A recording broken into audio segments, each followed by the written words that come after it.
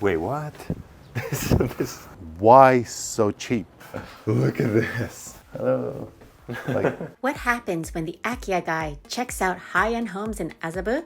We're back again with Shu Matsuo Post, founder of AkiyaHub and one of Japan's most popular Akiya YouTubers, touring luxury real estate in Tokyo with Emil Gorgees. This fully renovated 3-bedroom apartment sits just minutes from Azabu-Juban Station in one of Minatoku's most desirable neighborhoods. Come along for the second video in our collab with Shu as we keep exploring what home can mean in Tokyo. It smells fresh, so it's being renovated. Yeah, it's a newly renovated place. Hi, お邪魔します. How do you open this? I'll push here. Oh. Okay.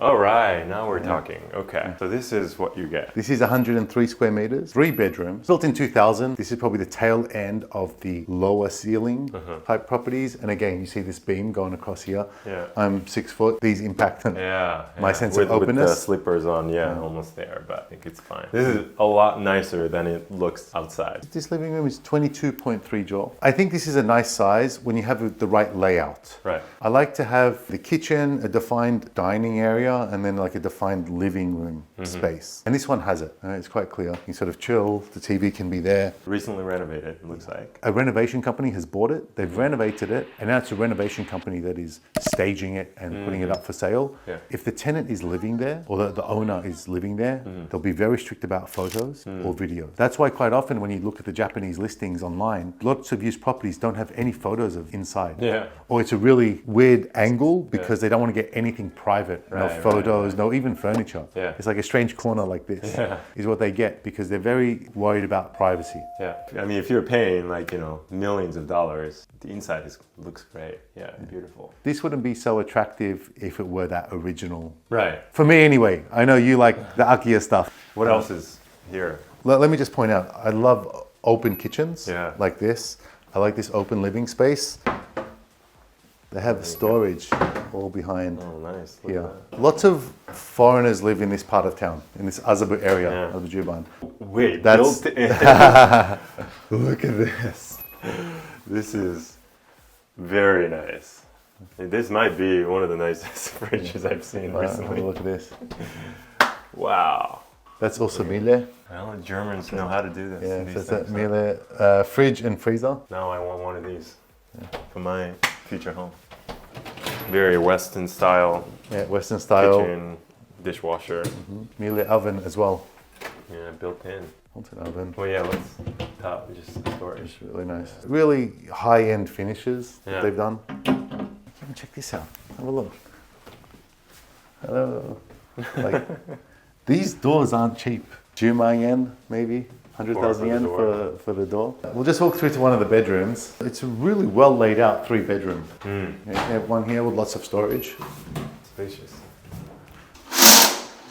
So as the buildings get higher on the north side, often they have the slants, the sunlight restrictions to allow light for the south side of the neighboring property. On certain angles, you have these roof terraces, and this is one of them. Oh, this is huge. Oh my God. And wait, what? This balcony is so spacious. Wow. We're 3 minutes from Azabu-Juban Station. Yeah. It's only 430 million yen. Why so cheap? Yeah. The cemetery. It's because of that cemetery there. Yeah. So there's a temple with cemetery. Yeah. Over here as well. I mean, over there as well. Right there. I wouldn't say surrounded, but it is visible from the roof over terrace. Here too. Check this out. Well, if you don't care about that, you get a good deal. So often the Asian cultures, the Japanese are not fans of it, Chinese as well, but Westerners don't mind. Yeah. So if you are okay with that, then you're not competing with the Asian investors in this. And you get to have a lovely roof terrace. This is amazing. Yeah, especially this time of the year, being barbecue, having like a table and chairs set up, coffee. But these are quite nice, one of the higher buildings. Now it makes sense. I thought it was like, it's a little bit overpriced just from looking from the outside, but now that I've seen the inside, it's starting to make a lot more sense. Yeah, the building feels aged, but definitely just the size and the layout of it. Like, let's go in and take a look at the other rooms. Yeah. Another bedroom.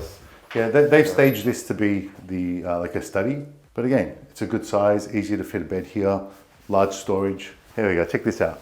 This is a really big master bedroom. Yeah. Nice and wide, that you have as big as the bed you want. The width is going to be no issue. You have lots of room on either side, and the whole wall is storage. Blown away by how much storage is in this room. You got one here, one there, And then more here. Whoa. There's more. Keeps going. Early 2000s are when the regulations changed for efficiency, and lots of properties start to get double glazed windows. But even this one here, built in 2000, single glazed. Oh wow. Not double glazed. Even though you're paying 400 million yen for a property. And is that something you can renovate like easily or not? Really? No. So with mansions, the balcony space and anything that's facing the outside, so even the doors and the windows, are considered common area. You're not allowed to change it. The building management are the ones that change it. So what you will see, if someone's really concerned about it, a property like this, probably not so, but some that are by the freeway, they'll have inner windows here, which you can install yourself because you're on the inside. So it's basically another set of windows that are built in here. And you can get single glazed or double glazed or even triple. Works for both weather insulation, but also sound. So here, because we're in a quiet area, not facing the main road, you wouldn't need to do it. But definitely something you would do if you lived on one of the main roads facing the freeways. Got it. Property like this, what's the management fee? Even if you own, you have to pay a management fee, right? Yeah. Between 50 and 70,000 yen a month. Oh wow. I believe is the monthly fees. Okay.